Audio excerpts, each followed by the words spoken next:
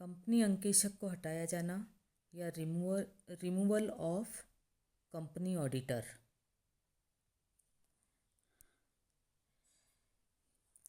Company अधिनियम की धारा 140 के अनुसार कंपनी अंकेशक को हटाने या निकालने संबंधी महत्वपूर्ण प्रावधान इस प्रकार हैं। सबसे पहले हम बात कर रहे हैं प्रथम अंकेशक को हटाया जाना। धारा 140 के अनुसार संचालकों द्वारा नियुक्त किए गए प्रथम अंकेशक को कंपनी द्वारा साधारण सभा में एक प्रस्ताव पारित करके हटाया जा सकता है। कंपनी के प्रथम अंकेशक के स्थान पर साधारण सभा किसी अन्य ऐसे अंकेशक को नियुक्त कर सकती है जिसकी नियुक्ति के लिए किसी सदस्य ने कंपनी की सभा में तारीख के कम से कम 14 दिन पूर्व 14 डेज प्रायर विशेष नोटिस दे दिया हो। दूसरा है कार्यकाल की समाप्ति से पहले हटाना। धारा 140 के अनुसार और कोई भी परिस्थितियों में कंपनी अपनी साधारण सभा में प्रस्ताव पारित करके अंकेशक को उसका टर्म पूरा होने से पहले केंद्रीय सरकार से स्वीकृति प्राप्त करने के पश्चात ही हटा सकती है। तीसरी बात हम कर रहे हैं पुनर्नियुक्त यानी रीअपॉइंटेड अंकेशक को हटाने के संबंध में। एक व्यक्ति को एक बार ही किसी कंपनी का अंकेशक नियुक्त कर दिया जाता है और प्रतिवर्ष उसी की पुनर्नियुक्ति करती जाती है, किंतु यदि कंपनी के सदस्य साधारण सभा में उसे हटाकर किसी अन्य व्यक्ति को नियुक्त करना चाहते हैं तो वे ऐसा साधारण सभा में एक प्रस्ताव पास करके उसे हटा सकते हैं और उसके स्थान पर किसी अन्य व्यक्ति को नियुक्त कर सकते हैं, पर इसके लिए कंपनी अधिनियम में जो भी विधि है वो अपनानी होगी। अंकेशक को हटाए जाने की प्रक्रिया 140 धारा के अनुसार अंकेशक को हटाने की विस्तृत प्रक्रिया है, जिसके बारे में अभी हम बाद में चर्चा करेंगे। इसी प्रकार से है चार्टर्ड अकाउंटेंट्स अधिनियम के अंतर्गत हटाया जाना। चार्टर्ड अकाउंटेंट्स अधिनियम के अनुसार एक अंकेशक को उसकी समयावधि से पूर्व हटाया जा सकता है यदि वह व्यावसायिक दुराचरण यानी प्रोफेशनल मिसकंडक्ट का दोषी हो। वैधानिक अंकेक्षण के संबंध में उसके हटाए जाने की प्रक्रिया इस प्रकार है। यदि कोई अंकेशक कंपनी का अंकेशक बनने के लिए पुराने अंकेशक से पत्र व्यवहार किए बिना अपनी स्वीकृति दे दे, या कोई सीए इन प्रैक्टिस इंस्टीट्यूट की अनुमति लिए बिना लेखांकन के व्यवसाय के अतिरिक्त अन्य कोई कार्य में संलग्न हो जाए, या कोई चार्टर्ड अकाउंटेंट अपने व्यावसायिक कार्यों के पूर्ण करने में अत्यधिक लापरवाही दिखाए, अथवा वित्तीय विवरणों में होने वाली गलत बयानी का अगर जानकारी रखते हुए भी सीए अपनी रिपोर्ट में उल्लेख ना करे, या कोई चार्टर्ड अकाउंटेंट किसी व्यवसाय अथवा उपक्रम के फाइनेंशियल रिपोर्ट्स पर अपनी राय प्रकट करे जिससे वह उसकी फर्म अथवा उसकी फर्म का साझेदार पर्याप्त हित रखते हों जब तक कि रिपोर्ट में वह उस हित को प्रकट ना कर दे।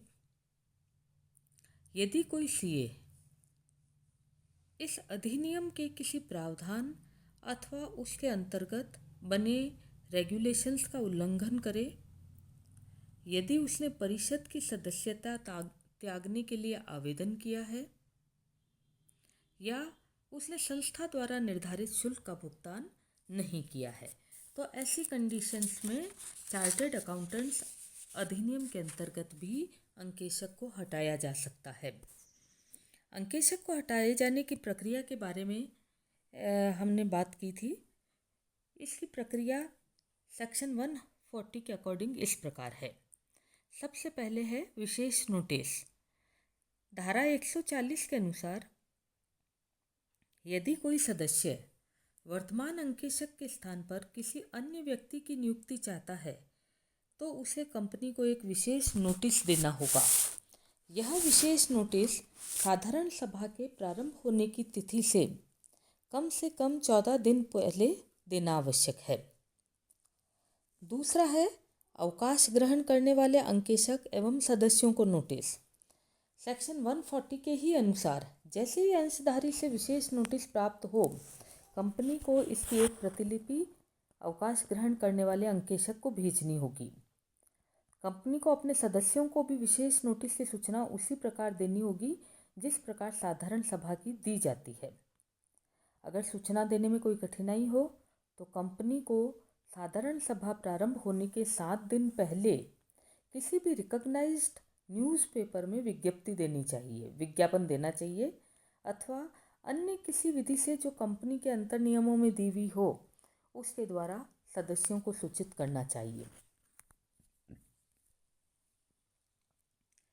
अवकाश ग्रहण करने वाला अंकेशक विशेष नोटिस की प्रति के प्राप्त होने पर लिखित में अपना रिप्रेजेंटेशन कंपनी को भेज सकता है। तो अंकेशक से प्रत्युत्तर की प्राप्ति।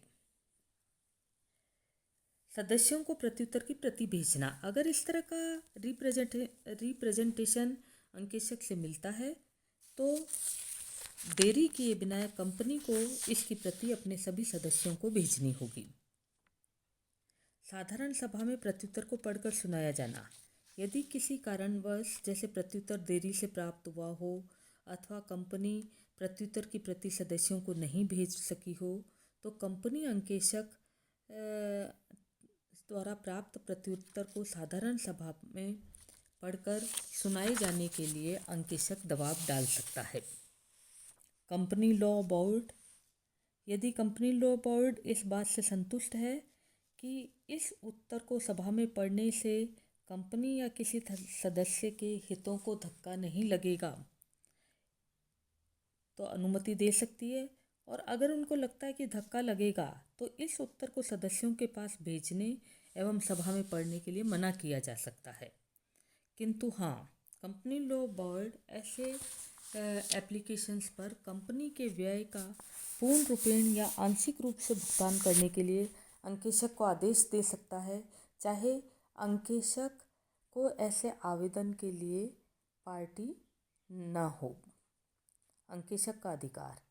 किसी भी दशा में अवकाश ग्रहण करने वाले अंकेशक को उस वार्षिक साधारण सभा में उपस्थित होने और सदस्यों को अपनी बात समझाने का अधिकार है जिस सभा में उसके जाने का प्रस्ताव पेश किया जा रहा है। अंतिम निर्णय। कंपनी का निर्णय अंतिम होता है। लिखित में सूचना। अवकाश ग्रहण करने वाले के स्थान पर किसी नए व्यक्ति की नियुक्ति यदि कर दी जाती है तो कंपनी को इसकी सूचना नए अंकेशक को साधारण सभा में की समाप्ति के पश्चात 7 दिन में भेज देनी चाहिए।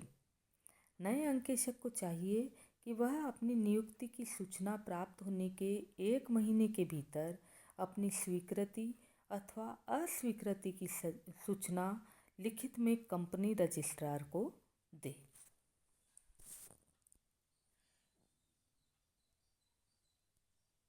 धन्यवाद।